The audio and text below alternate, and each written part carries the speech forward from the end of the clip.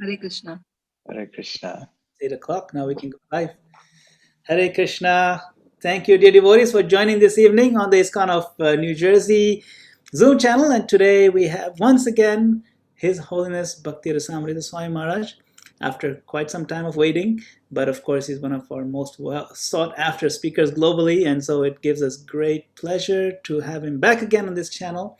And tonight's topic is particularly nectarian, is the Leela of Lord Krishna, how Lord Krishna rescues Nanda Maharaj. So with that, we pass it on to Maharaj. Hare Krishna.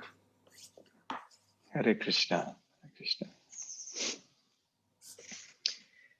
Om Jnanatimirandhasya Jnananjana Chakshurunmilitam Yena Tasmai Shri Gurave Namaha Shri Chaitanya Manobhishtam Sthapitam Yena Bhutale Swayam Rupa Kadamahyam Dadati Svapadantikam Vandeham Shri Guru Shri Yutapadakamalam Shri Gurun Vaishnavamscha Shri Rupam Sagrajatam Sahagana Raghunathanvitam Tam Sajivam Sadvaitam Savadhutam Parijana Sahitam Krishna Chaitanya Devam Shri Radha Krishna Padang Sahagana Lalita Shri Vishakhanvitamscha Nama Om Vishnu Padaya Krishna Presthaya Bhutale Srimate Bhakti Vedanta Swamin Nitinabhine Namaste Saraswate Deve Gauravani Pracharine Nirvishesha Shunyavadi Paschatya Deshatarine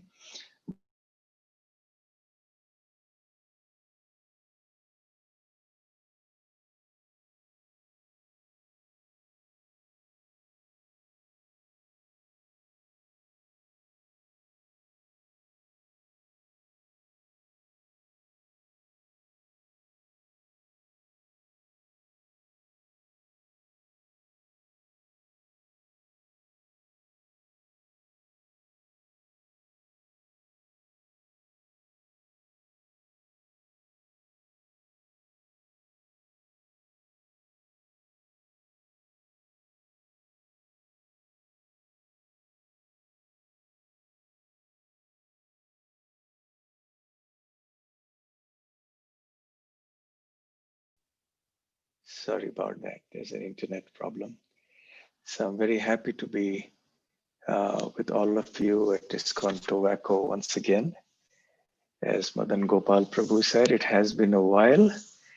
I do hope that all of you have had a very blissful Kartik month. And this is for us in India. Today is the last day. I think for you, it's the second last day. Krishna consciousness is full of festivals. It's full of joyful celebration of activities in love to Krishna. For the residents of Vrindavan, Krishna consciousness is not just a monthly festival, rather an annual festival for 1 month, but it is a festival that goes on for every moment. So this is what the Vrindavan mood is. It's not something that is interrupted, and it is not something that is casual. It is very intense, it is very intimate, and it is constant. So hearing about these pastimes of Krishna in Vrindavan are very purifying, very elevating, and they give us a lot of taste about Vrindavan. The pastime that I wish to discuss with you today is from the 28th chapter of the 10th canto of the Srimad Bhagavatam. The chapter is titled Krishna Rescues Nanda Maharaj from the Abode of Varuna. In short, the pastime is that on the day of Dvadashi, the day after Ekadashi, Nanda Maharaj, along with some gopas, goes to the bank of the Yamuna to take a bath because he has to bathe before he breaks the fast for Ekadashi. And he is captured by a servant of Varuna, who is the lord of the waters. in the material world. And he's taken away to Varuna Loka, the abode of Varuna. And eventually Krishna, when he learns about this, goes there to Varuna Loka and brings back his father. And then there are some beautiful pastimes that take place after that upon the return of Krishna and Nanda Maharaj to Vrindavan. So this is essentially what this pastime is all about. It is not a pastime that is as famous as, let's say, the Ras Leela or the Govardhan Leela or the butter stealing pastimes of Krishna, but still it's a very sweet pastime. Srila Bhaktivinoda Thakur has analyzed all the pastimes of Vrindavan, specifically those in which Krishna either kills some demon or subdues a demon, or where there is some kind of apparently calamitous event that has happened. And he indicates that the killing of these demons or their subduing represents overcoming of some particular unwanted element in the heart of a practicing devotee, a sadhaka. So this particular pastime, Srila Bhaktivinoda Thakur says, represents the kidnapping of Nanda Maharaj represents the misconception that the bliss of devotional service can be enhanced by indulging in alcohol and in other such intoxicants. Now, we can see that Srila Bhaktivinoda Thakur was way ahead of his time. When Srila Prabhupada went to America first in the 1960s, he did come across several people who were part of the so-called hippie movement. And some of them advocated and experimented with the idea of indulging in various forms of intoxication to give them, or rather to enhance their spiritual experience. Now, the two are completely contradictory. Intoxication is completely in the mode of ignorance, and it has nothing whatsoever to do with genuine spiritual life. And the experience that intoxication gives to those who indulge in such things cannot be at all compared to the bliss that a pure devotee feels in Krishna consciousness. However, this is one of those misconceptions that prevail in the material world. It has been there for a long time. So what Prabhupada saw in America was not something completely new. I mean, even in various sadhu communities in India, this misconception has been extant for a very long time. So therefore, Bhaktivinoda Thakur is making a very important point here. So when we read this pastime, we hear about it, we think about it, then of course, as devotees, none of us indulge in any intoxicants. So it's in that sense, unlike some of the other pastimes of Krishna subduing or killing the demons, because therein, those are anarthas or unwanted things that we can relate to, envy or something like that, because we experience that in our day-to-day life. But intoxication is something that devotees don't indulge in, and even if they did indulge in it, they did it before they became devotees. For once they became devotees, they've given up all these bad habits. So in any case, if you read this pastime of Krishna rescuing his father Nanda Maharaj from Varuna Loka, then that will destroy the misconception, if at all traces of such a thing are remaining in our hearts, that in any way the bliss of Krishna consciousness can be enhanced by taking shelter of intoxication. So coming to this pastime now specifically, it happened, at least in the chronology as presented by Shukadev Goswami in the 10th canto, after the entire Govardhan Leela pastime, which concludes at chapters 27, in which we read about Indra and Surabhi coming down and offering apologies to Krishna. And then they crown Krishna as Govinda. So in this 28th chapter, uh, Shukadev Goswami begins by describing how Nanda Maharaj was observing a particular Ekadashi, the 11th day of the fortnight. As you're aware, in every month there are two Ekadashis. Every month is constituted of two halves, two fortnights, each of which is called a Paksha in Sanskrit. And it has about 14 days, roughly. And so the 11th day is called Ekadashi. So it is the day of observing special austerities and special performance of devotional activities in order to please Lord Krishna. This day is also called Hari Vasara. Vasara means the day. So it is the day of Lord Hari. For devotees of Krishna, every day is a day for Lord Hari. But specifically by the Lord's arrangement, there are certain days which give greater benefit in terms of performance of devotional service. So when we do devotional service on Ekadashi, we attain greater benefit than we do on other days. Therefore, many times devotees perform extra chanting or extra reading or hearing, and we of course don't take our normal prasadam on Ekadashis. So Shukadev Goswami says that Nanda Maharaj one time had fasted on Ekadashi, having worshipped Lord Janardhan. So Lord Janardhan, as you know, is Lord Krishna, but specifically, Nanda Maharaj was worshipping Lord Narayan. He was, of course, quite blissfully unaware that Krishna, his son, was actually the origin of Lord Narayan and all other forms of Godhead.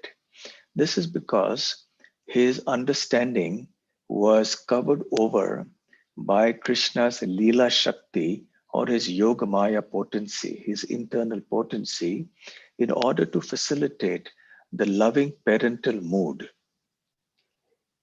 If a parent is aware, if anyone in the parental mood of loving Krishna is conscious of Krishna's godhood, then that could become an interference in the sweetness of the love. The reciprocal exchange of that parental love will get hampered. So therefore, in Vrindavan, this Yogamaya potency covers the consciousness of the devotees there. And even though, as is stated on numerous occasions in the Acharya's works and also in the Bhagavatam, the devotees do remember the godhood of Krishna, but it comes and goes. It's kind of a remembrance that sometimes pops up in the mind and then goes away. But this remembrance of Krishna as God, even when it comes, does not in any way diminish the sweetness of their love for Krishna. It does not in any way take away from their understanding that Krishna is still their lovable cowherd boy of Vrindavan. So, Nanda Maharaj was a staunch devotee of Lord Narayan, and he worshipped him with great faith. And whenever any difficulties arose in Vrindavan, and so many difficulties arose in Vrindavan, practically every single day there was some difficulty, some or the other demon coming in, and Krishna would kill that demon. So, Manda Yashoda and Nanda Maharaj would always think that it was by the grace of Lord Narayan that Krishna had been saved and that the demon had been killed. So this was their loving mood. And whenever the Brajabasis would get a little bewildered upon seeing the exhibition of some extraordinary power of this little frail this delicate looking boy, Nanda Maharaj would console them and tell them that don't worry, he's ultimately just our little Krishna. Hmm. So, having worshipped Lord Narayan and fasted on Ekadashi, the time now came for him to break the fast. Now we break the fast on the next day, the Dwadashi day. Now, we depending on what we fast from, then we break it like that. If somebody has done a nirjala fast, without taking any water, the fast is broken by drinking some water. So that is a nirjal fast. Uh, some devotees follow what is called a saphala fast. So nirjal means without jala or water. Saphala means a sajala means with water. So then they have to take at least some fruit or something to break the fast. Some devotees follow a saphala fast, which means with fruit and water. And then you have to take grains. So generally, most devotees follow what is called the Anukalpa fast, which means that you avoid grains and beans and certain other such prohibited items. And we are welcome to take milk and milk products and fruits and vegetables and so on. So, but Nanda Maharaj had fasted, and the time came to break the fast the next day. And naturally, before you break the fast, before you eat anything, the proper etiquette is that you have to bathe. So Nanda Maharaj went to the Yamuna to bathe. And as he entered the Yamuna, it happened that he had gone rather early in the morning. It was still very dark. It was actually night. But because he wanted to take the bath before he broke the fast, and the time for breaking the fast was rapidly approaching, so he did anyway go there. So having entered the waters of the Yamuna, since it was dark, it was, as Shukadev Goswami says, Asurim Velam. Velam means time. Asuri means technically demoniac, but actually here it indicates inauspicious. So to go to have a bath in a holy river at an inauspicious time in the middle of the night and so on is not considered good. So there are certain times at which one is supposed to do certain things. So this being an inauspicious time, one of the servants of Varuna, who is the demigod in charge of water bodies, he apprehended him and took him away to Varuna Loka, the abode of Lord Varuna. And it's interesting that in Gopala Champu, Srila Jiva Goswami says that Nanda Maharaj, as he was standing in the Yamuna and taking a dip there, he was absorbed in thoughts of Lord Narayan. So he was in what is called Samadhi. Samadhi means complete absorption in the Lord. And so therefore he was not externally conscious. And therefore he was unaware that the servant of Varuna had actually taken him away to the abode of Varuna. And he remained like that for some time. So therefore, Nanda Maharaj was not afraid or anything because he was, absorbed in thoughts of Lord Narayan.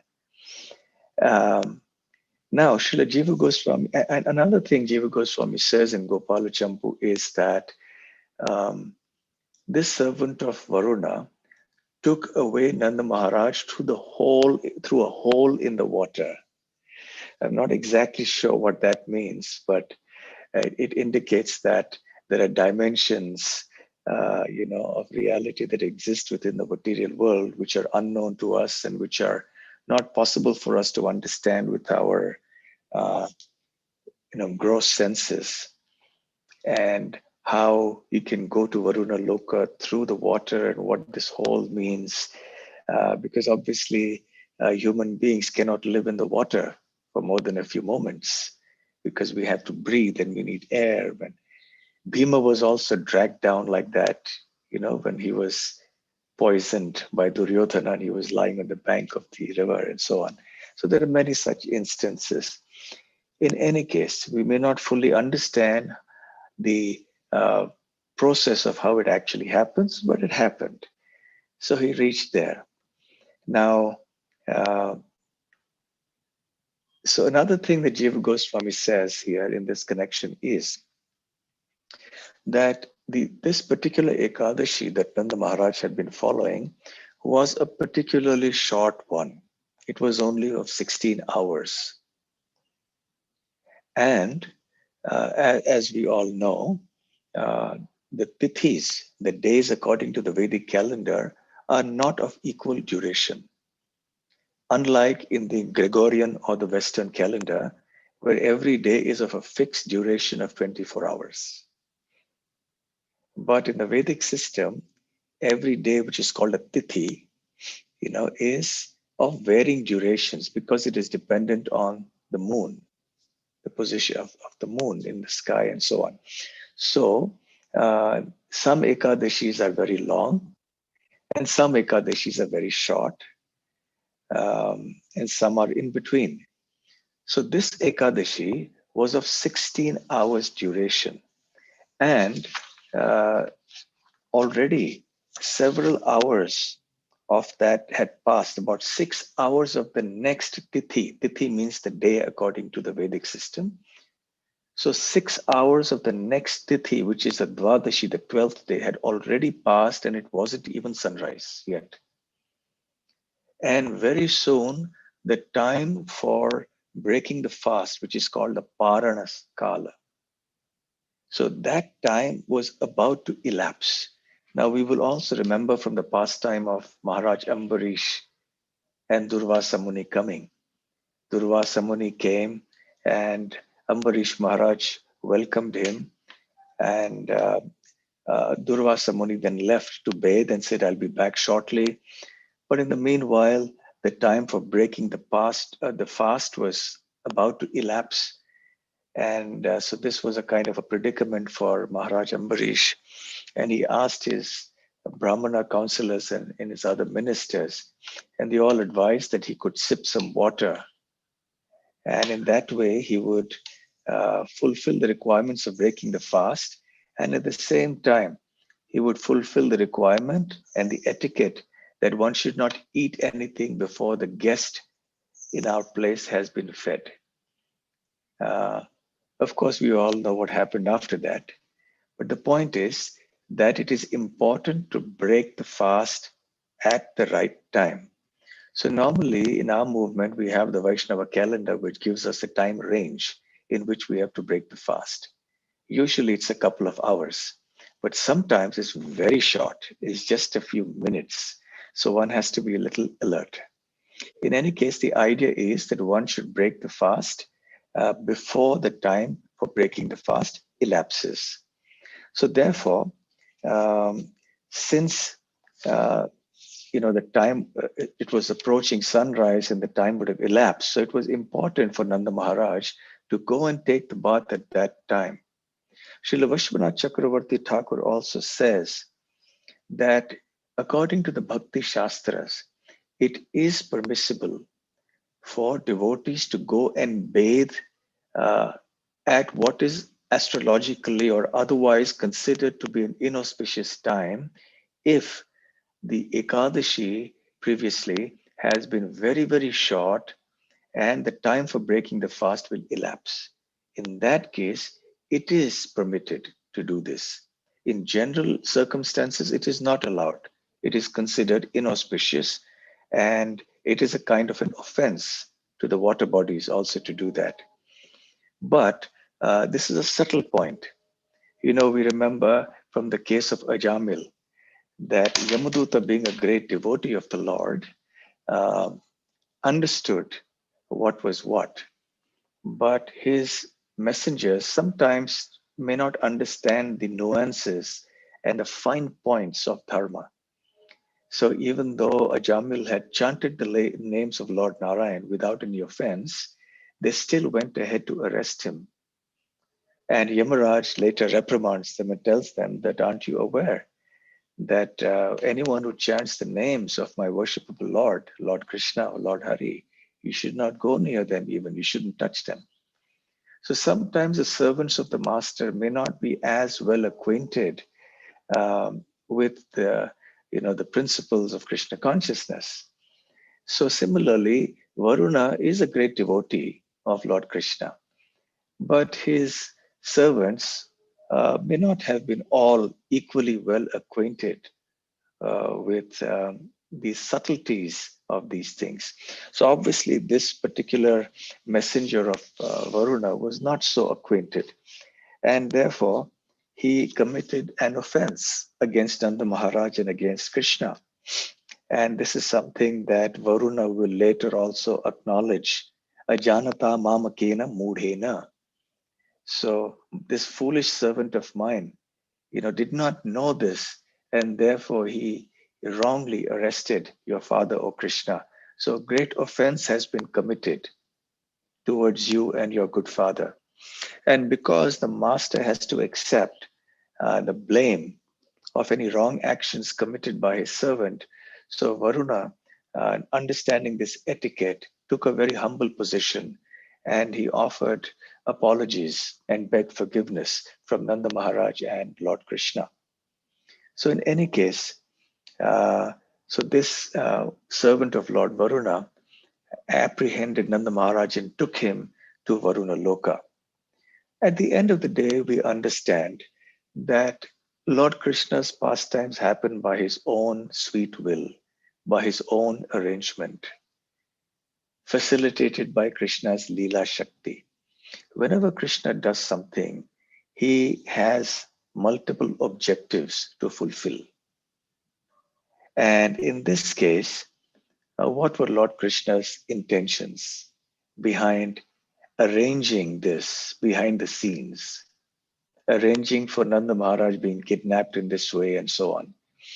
So the first thing was that Krishna wanted to give his personal audience to Varuna because Varuna was a devotee, and Krishna wanted to give some mercy to Varuna.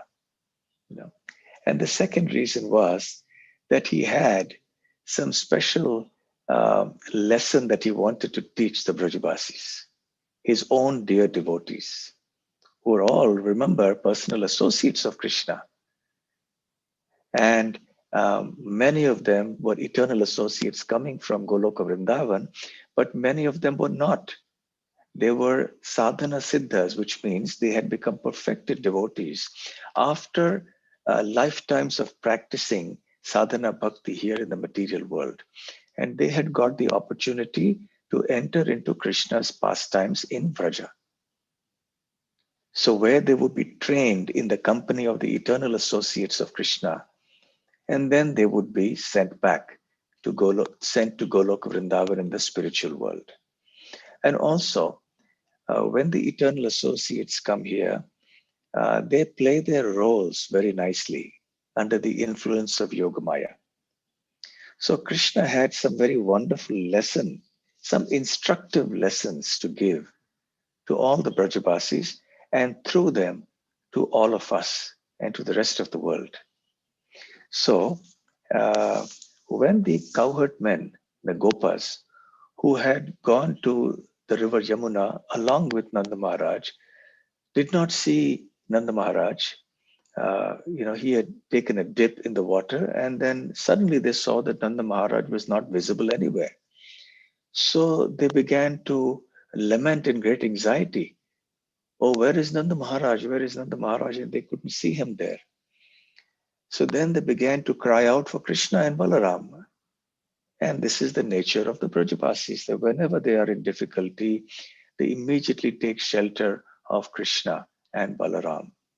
Not so much the policemen and the army and the doctors and the lawyers and so on, but they take shelter of Krishna. So they cried out for Krishna.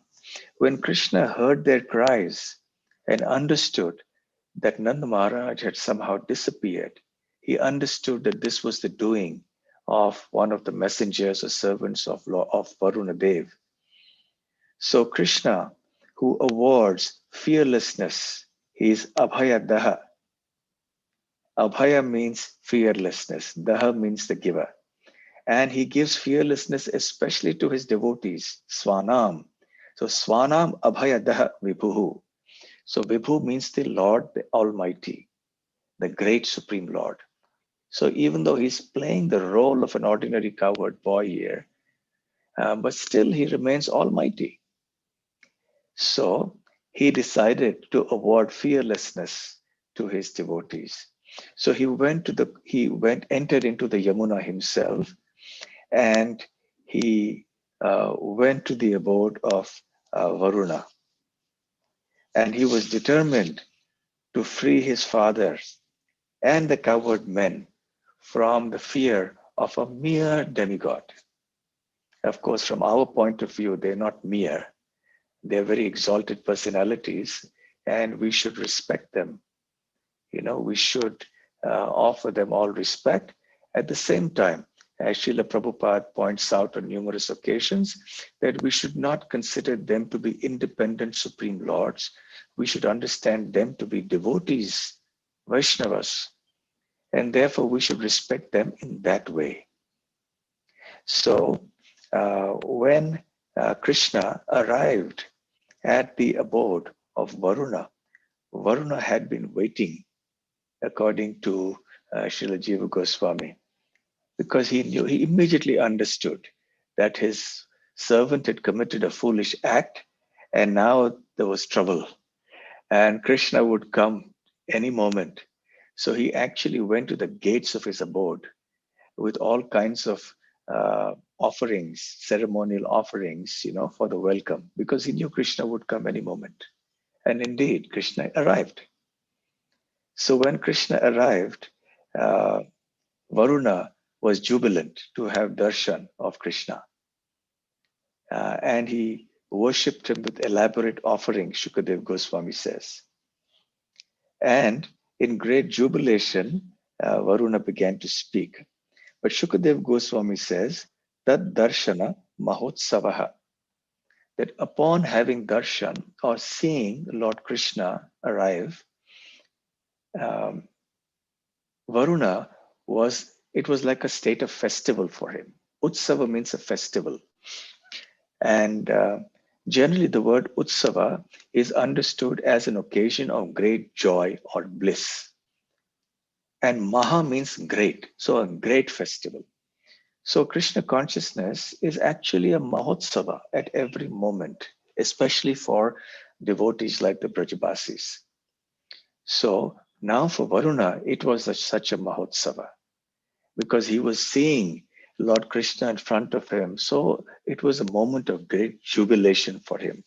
Tad Darshana Mahotsava. Varuna began to pray to Lord Krishna.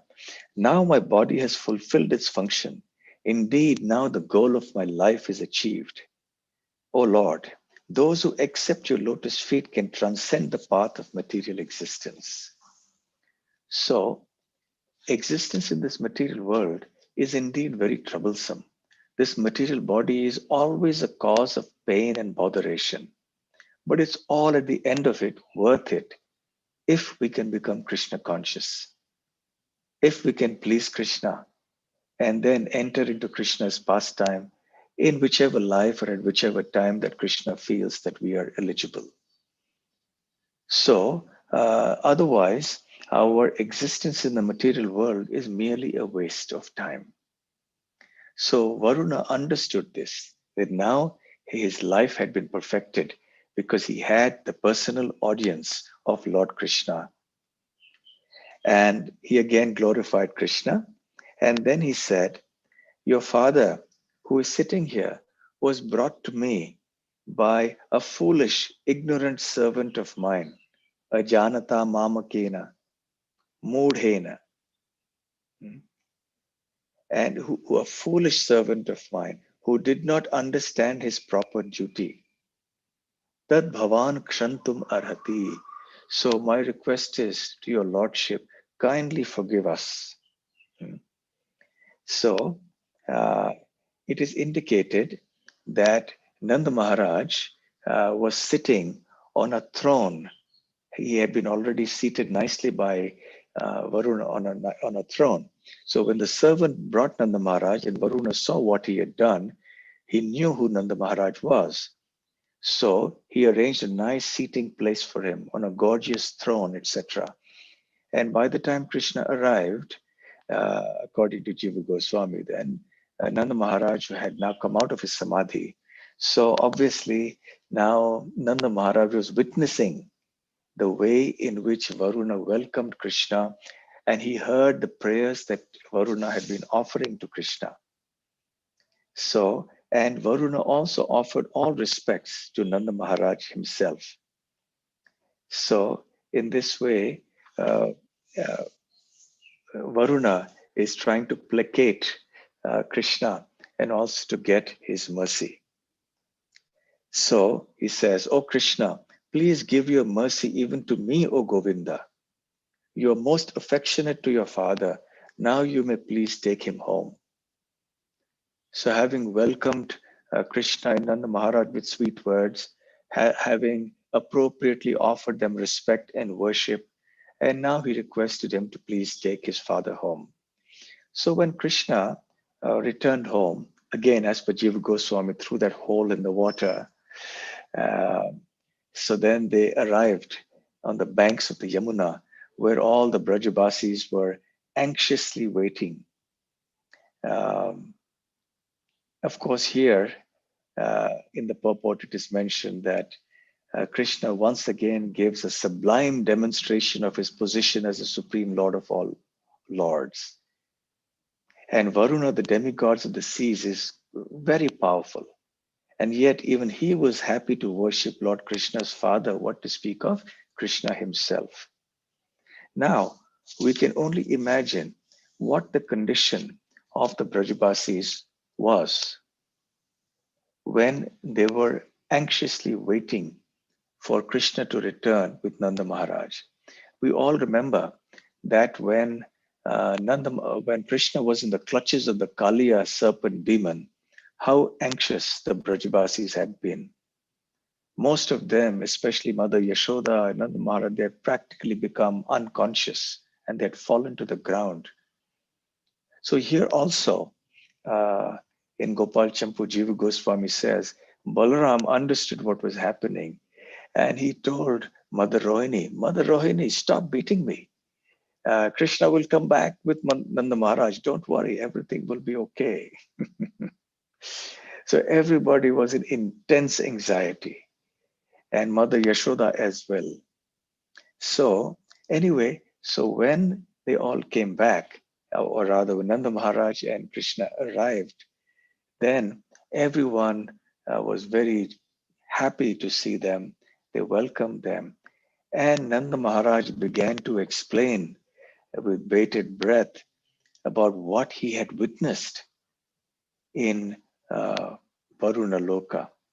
We must keep in mind that there is an apparent contradiction here in terms of the character and personality of the Brajabasis. Generally, when we think of exalted spiritual personalities, we think of them being, very, let's say, learned in the Shastras and speaking all kinds of learned philosophy and very deep purports from the scriptures about, various aspects of knowledge. So the Brajabasis, from an external point of view, were not like that. They were actually very simple hearted folk. They had already crossed the level of, externally exhibiting all this philosophical understanding of the scriptures and everything. They had gone far beyond that. They were situated on a platform which is actually the ultimate goal of those who are absorbed in spiritual knowledge. The perfection of all kinds of spiritual knowledge and the study of the Shastra and understanding the process of devotion and everything is that one attains to that platform of sublime ecstatic love in the mood that the Brajabasis are in. So, on one hand, they are the most exalted devotees of Krishna, unlike anywhere else in all of creation. But on the other, in order to be in conformity with the mood of Vrindavan, they were very simple village folk.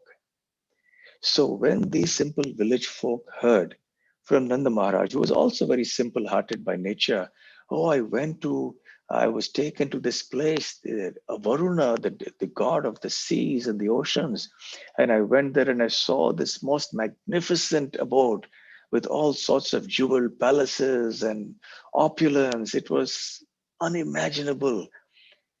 And there, so Nanda Maharaj had been astonished. The first reason for his astonishment was to see the kind of unimaginable opulence of the abode of Varuna. And the second reason for Nanda Maharaj's astonishment was that such a great personality as Varuna, who is a great demigod, had worshipped Krishna and offered him so much respect. Now, this was something that Nanda Maharaj could not reconcile. But the devotion was such that all these things automatically got reconciled. The devotion was so intense and so sweet. So the fact that Krishna was this little boy who always was dependent on his protection and who needed to be corrected every now and then, on one hand, and then the other hand, we see a mighty ruler like Varuna is offering such worship and respect to Krishna. So this seemed a little, irreconcilable. But somehow or the other, it got adjusted in Nanda Maharaj's mind. So he started speaking to the Brajabasis. And the Brajabasis, hearing everything that Nanda Maharaj was saying, was struck with wonder. And they were hearing this entire description. And they were filled with excitement to hear this. In the Krishna book, Srila Prabhupada mentions that Nanda Maharaj and Mother Yashoda did not accept the fact that Varuna had offered worship and respect to Krishna because Krishna was the Supreme Lord. From their point of view, they felt that Varuna had offered respect to Krishna only because he was such a wonderful child. This was the way they thought. So it's a very important point that Prabhupada makes in the Krishna book. So now, upon hearing this, there was a flux in the minds of the Brajabasis. They used to often go through this kind of torment. It's a blissful torment, actually, not something that is negative. And the torment was that our Krishna, who is just our cowherd boy, he's like our son, like our friend, they had all these different conceptions of Krishna. And they started thinking that Varuna, the demigod of the oceans, is worshipping Krishna. So is it that Krishna is actually the Supreme Lord? Is that so? Once again, their minds started thinking like this, just as they had been thinking after the Govardhan Leela, when they saw Krishna lifting the whole mighty mountain for 7 days and nights. And suddenly they realized that they were in fact dealing with the Supreme Personality of Godhead. So that was the first point that they started wondering about. And the second, then they joyfully started conjecturing amongst themselves, will this Krishna give us the supreme destination? Will we get salvation? Will Krishna give us salvation? And will we reach his supreme abode? So they started speaking about their own destination. So they said, will the Supreme Lord bestow upon us his transcendental abode? So Krishna, the knower of everything and everyone, understood how the Brajabasis were thinking. So he's Akhiladrik, the seer of everything. So iti swanam sa bhagwan vijnaya Akhiladrik swayam. So swanam means his own people, his devotees. So Krishna immediately understood what his dear devotee, Brajabasi devotees were thinking. And he wanted to assure them of their destiny in the spiritual world. So he wanted to show his compassion to them by fulfilling their desires. Srila Vishwanath Chakravarti Thakur says that Krishna knew about the three types of spiritual bliss available. One is the bliss of merging into the impersonal Brahman. The second is the bliss of going on to the Vaikuntha planets and serving the Lord eternally in a mood of awe and reverence. And the third type of bliss is the bliss of Vrindavan, where one loves Krishna in a very intimate and sweet mood. So Krishna thought that because of tasting Krishna prema, the prema of my prema, the Brajabasis have realized the insignificance of the attainment of Brahma Jyoti and even the Vaikuntha planets. Nevertheless, I will permit them to realize the bliss of Brahman and Vaikuntha as well, in order to fulfill their desires that they are manifesting while playing the roles of unintelligent human beings. So, at a certain level, they already knew they had far surpassed the levels of Brahman and Vaikuntha. They were on the highest stage of Krishna consciousness ever possible. But because they were playing the roles of ordinary village folk who were very simple hearted and so on, so apparently they were not so intelligent.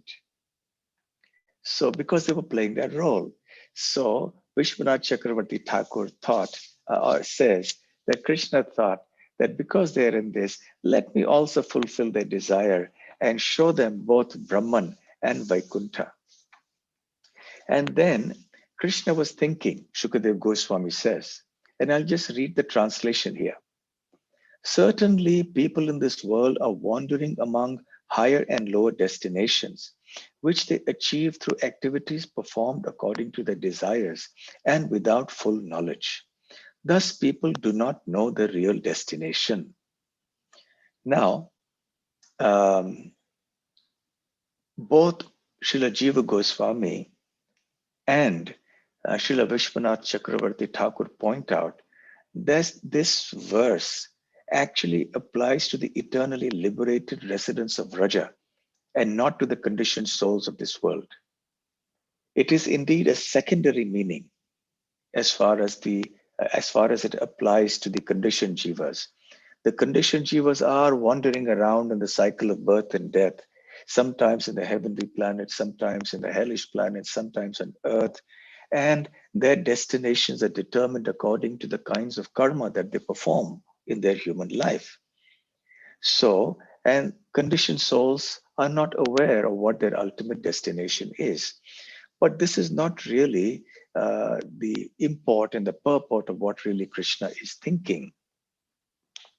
So, Srila Jiva Goswami translation is that my eternal associates, that is the Brajabasis, wandering in this world among people who take higher and lower bodies according to their karma and according to, due to desire and ignorance, do not recognize my eternal abode.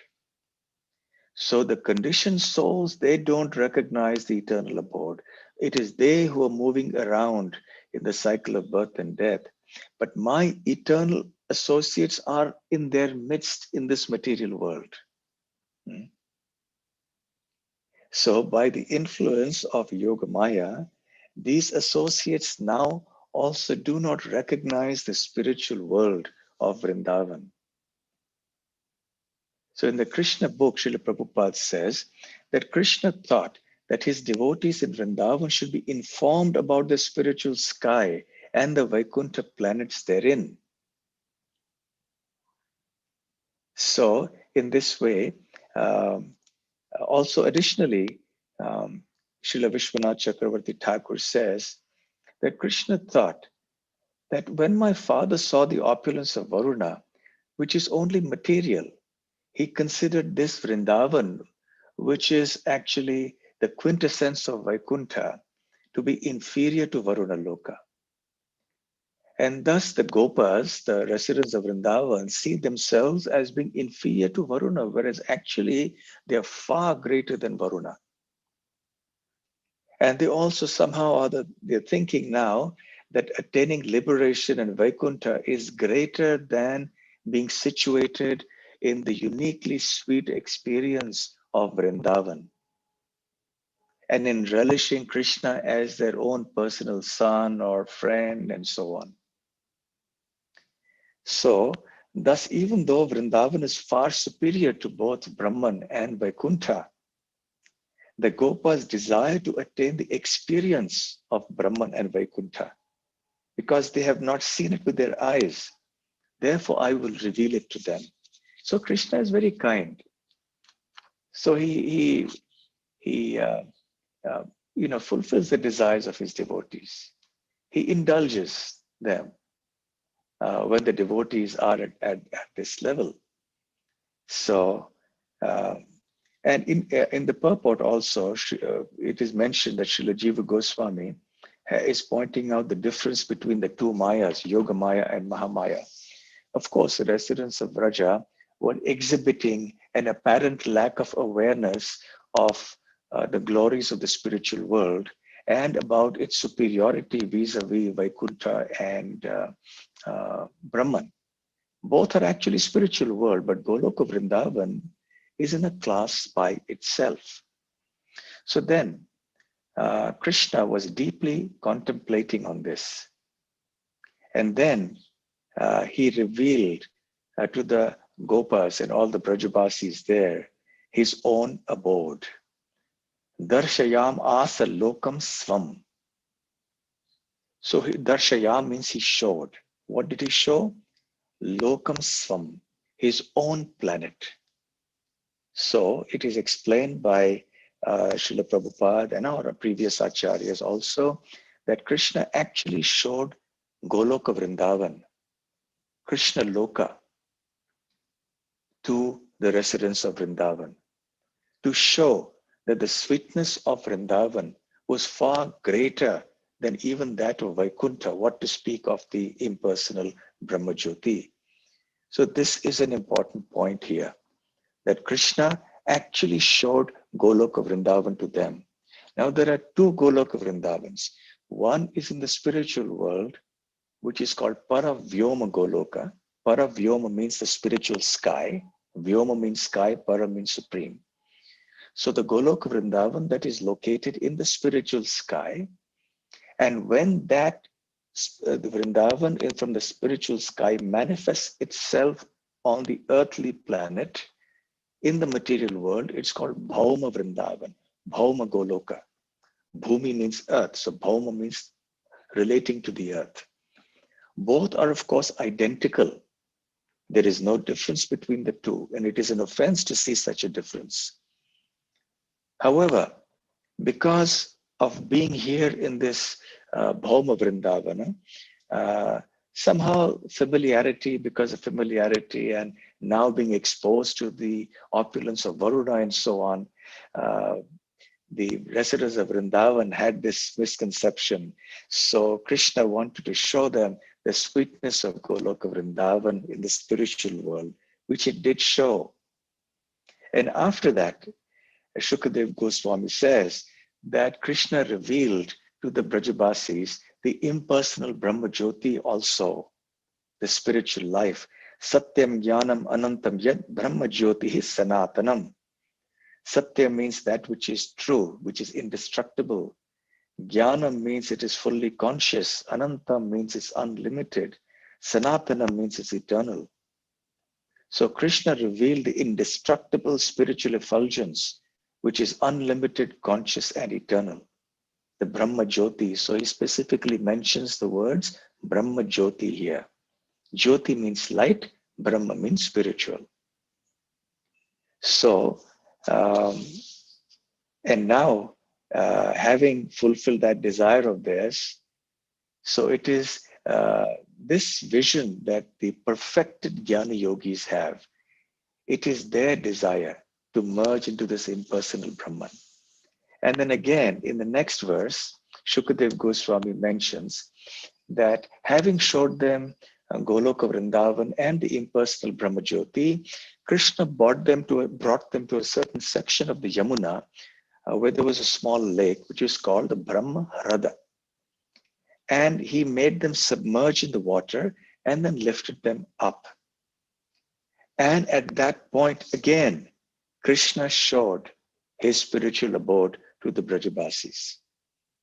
So Srila Vishwanath Chakravarti Thakur has mentioned that in a sense, the submerging of the Brajabasis in the Yamuna and raising them up is symbolic of Krishna having absorbed the devotees' consciousness in the Brahma Jyoti momentarily, and then taking them out again and showing them this Goloka Vrindavan once again, and also the Vaikuntha planets. So then they saw now not only Golok Vrindavan, they saw the Vaikuntha planets and also the entire Brahma Jyoti. So what a magnificent vision that must have been. And incidentally, this pastime happened at the place that we know today as Akrura Ghat. The Yamuna used to flow at this point, but now she has meandered away and she's almost 1.5 kilometers away from there. And this was the place where Akrura saw Krishna and Balaram in the form of Lord Vishnu and Shesha. That's another pastime in itself. So this is the point of the borderline between Vrindavan and Mathura. It is also the place where Sri Chaitanya Mahaprabhu lived or stayed for some time when he visited Brajabhumi. Every morning he would go to Vrindavan, go to Imlitala, chant his rounds, etc., and then come back in the afternoon to Akrur Ghat. So this was also the place where this pastime happened here. And then Nanda Maharaja and the cowherd men, Shukadev Goswami says, felt the greatest happiness when they saw that transcendental abode. And they were especially amazed to see Krishna himself there, surrounded by the personified Vedas who were offering him prayers. Srila Vishwanath Chakravarti Thakur says that Rupa Goswami says, Vishwanath Chakravarti Thakur said that Srila Rupa Goswami says that Krishna wanted to teach them that there was no place as sweet as Bhauma Vrindavan, as Vrindavan is manifested on earth. And then therefore he showed them the spiritual sky Vrindavan and brought them back to Bhauma Vrindavan. So he wanted to demonstrate to the Brajabasis that the place that you're staying in now is exactly the same place, and in fact even sweeter than the Vrindavan there in the spiritual world. It is identical. So please do not be under any misconception that you are any lesser than Varuna, or that the place you are staying in now is any lesser than the place where Varuna stays. So this is the important philosophical point, a theological point that is to be made. The non-difference between the Vrindavan as manifested in the material world and the Vrindavan that also eternally exists in the spiritual world. So in this way, the residents of Vrindavan were wonderstruck to see all this. And Srila Bhakti Siddhanta Saraswati Thakur points out that these verses emphasize that Lord Krishna did not merely show the cowherd men a sample Vaikuntha planet, but that he specifically revealed his Krishna Loka, the greatest of eternal abodes and the natural home of the residents of Vrindavan, who loved Krishna more than anyone else did. In this way, Krishna concludes this pastime, or Shukadev Goswami concludes his narration of this wonderful pastime of Krishna rescuing Nanda Maharaj from the abode of Varuna and showing the spiritual world to the residents of Vrindavan. And now it is exactly 1 hour, and I have concluded my talk at the right time, I hope. So thank you very much. Hare Krishna, Hare Krishna. Thank you very much, Maharaj. You're right on the dot. It's incredible, right? In the very Yes. second it concluded. Thank you very much. What a sweet nectar and pastime sharing with us and helping us